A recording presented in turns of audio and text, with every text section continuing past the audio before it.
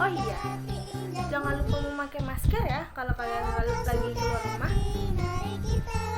Sebelum kakak memulai pemberian materi hari ini, yuk kita berdoa dulu. Bismillahirrahmanirrahim. Rabbi zidni ilma warzuqni fahma. Artinya, ya Allah, tambahlah ilmuku dan berikanlah aku pengertian yang baik. Nah, hari ini kakak akan menjelaskan tentang penelitian korelasional. Yuk kita lihat sama-sama. Baiklah, kakak akan menjelaskan tentang pengertian penelitian korelasional. Penelitian korelasi atau korelasional adalah suatu penelitian untuk mengetahui hubungan dan tingkatan hubungan antara dua variabel atau lebih, tanpa ada upaya untuk mempengaruhi variabel tersebut, sehingga tidak terdapat manipulasi variabel. Dengan adanya hubungan dan tingkatan variabel ini penting karena dengan mengetahui tingkatan hubungan yang ada, peneliti akan dapat mengembangkan sesuai dengan tujuan peneliti. Baiklah, itulah pengertian dari penelitian korelasional.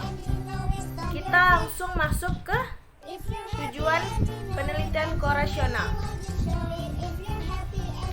Menurut Emzir tahun 2008, tujuan penelitian korelasional adalah untuk menentukan hubungan antar variabel atau untuk menggunakan hubungan tersebut untuk membuat prediksi. Studi hubungan biasanya menyelidiki sejumlah variabel yang dipercaya berhubungan dengan satu variabel mayor. Seperti hasil belajar variabel yang ternyata tidak mempunyai hubungan yang tinggi dieliminasi dari perhatian yang selanjutnya. Baiklah, kakak akan menjelaskan yang ketiga tentang ciri-ciri penelitian korelasional. Yang pertama, penelitian macam ini cocok dilakukan bila variabel yang diteliti rumit atau tidak dapat diteliti dengan metode eksperimental atau tidak dapat dimanipulasi.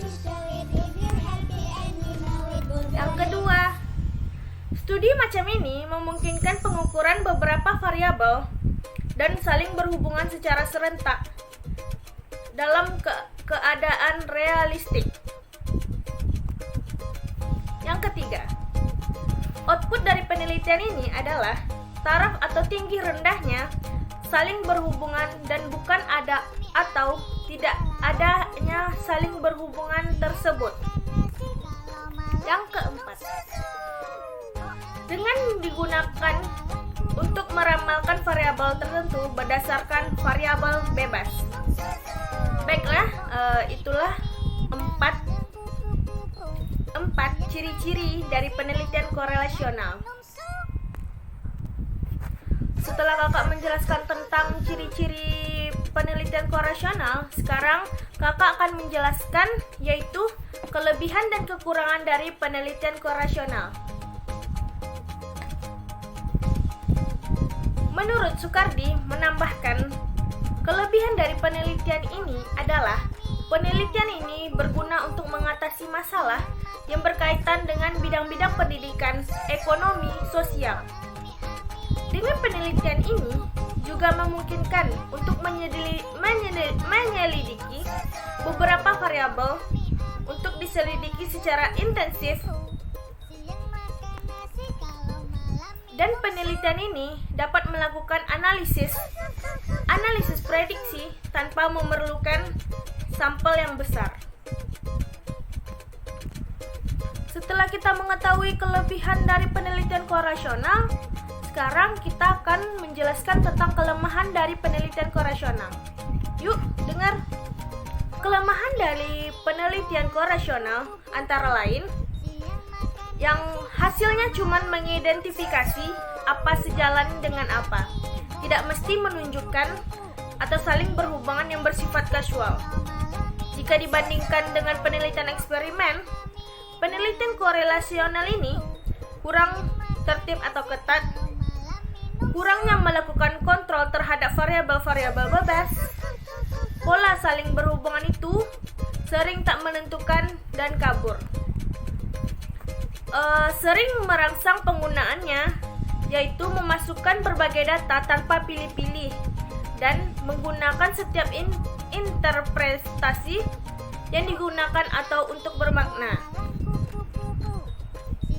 Setelah kakak menjelaskan tentang kelebihan dan kekurangan dari penelitian korelasional, di sini kakak akan menjelaskan 3 karakteristik penting yang digunakan peneliti untuk menggunakannya.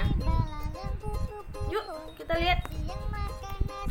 Menurut Sukardi tahun 2004, penelitian korelasi mempunyai 3 karakteristik penting untuk melakukan para peneliti yang hendak menggunakannya. 3 karakteristik tersebut adalah: yang pertama, peneliti korelasional tepat jika variabel kompleks dan peneliti tidak mungkin melakukan manipulasi dan mengontrol variabel seperti dalam penelitian eksperimen. Yang kedua, memungkinkan variabel diukur secara intensif dalam setting atau lingkungan nyata. Yang ketiga, memungkinkan peneliti mendapatkan derajat asosiasi yang signifikan. Setelah kakak menjelaskan tentang 3 karakteristik dari penelitian korelasional, sekarang kakak akan menjelaskan tentang macam-macam penelitian korelasional. Yang pertama, penelitian hubungan. Penelitian ini digunakan untuk menyelidiki hubungan antara hasil pengukuran terhadap 2 variabel yang berbeda dalam waktu yang bersamaan. Yang kedua, penelitian prediktif. Penelitian ini, sebagaimana penelitian relasional, melibatkan perhitungan korelasi antara suatu pola tingkah laku yang kompleks, yakni variabel yang menjadi sasaran prediksi atau yang diramalkan kejadiannya, yang disebut dengan kriteria, dan variabel lain yang dikira berhubungan dengan kriteria, yakni variabel yang dipakai untuk memprediksi disebut prediktor. Yang ketiga, korelasi multivariat. Korelasi multivariat ini tekniknya untuk mengukur dan menyelidiki tingkat hubungan antara kombinasi dari 3 variabel atau lebih. Disebut dengan teknik korelasi multivariat. Yeay! Kita sudah sampai ke penutup.